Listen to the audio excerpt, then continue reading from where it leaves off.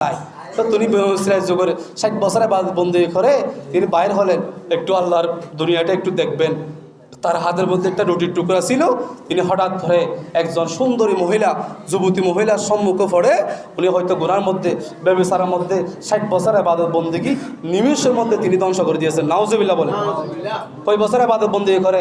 60 বছর ইবাদত বন্দি করে আল্লাহর দুনিয়ার জগৎটা দেখার জন্য তিনি ঘর থেকে বাইর হলেন।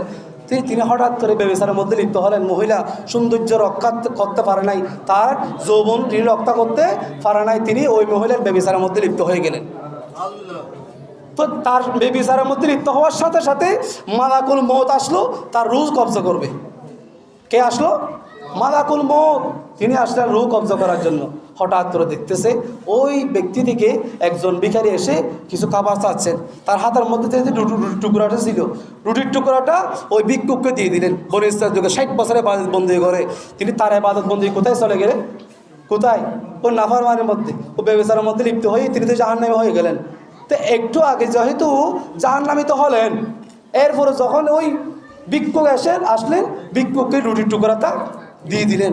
তখন দিয়ে মালাকুল মউত যখন আসলেন, তার রূহ যখন কবজা করলেন, রূহ কবজা করার সাথে সাথে তিনি তো 60 বছর ইবাদত বন্দি যেগুলো করেছেন এগুলো তার ইবাদত নাই, এগুলো তো তিনি তো জাহান্নামী হয়ে গেলেন, কারণ তিনি ওই মহিলার সাথে ব্যভিচারে লিপ্ত হয়ে গেছেন। তো একটু আগেই যে রুটির টুকরাতে দিয়েছেন, ওই রুটির টুকরা তাকে যখন তার আমলনামা যখন মাপা হলো, তা আমলনামার মধ্যে গুনার বেশি বাড়ি দেখা যাচ্ছে, গুনার পাল্লা বেশি বাড়ি হচ্ছে এবং সোয়াবের পাল্লা কমে গেল। এখন তার এই রুটির টুকরা সোয়াব যেটুকু পেয়েছেন, অতটুকু সোয়াব যখন তার আমলনামার মধ্যে রাখা হলো, সাথে সাথে তার 60 বছরের পুরা ইবাদত বন্দেগী নিয়ে তিনি কবরবাসী হয়ে গেছে। সুবহানাল্লাহ বলেন।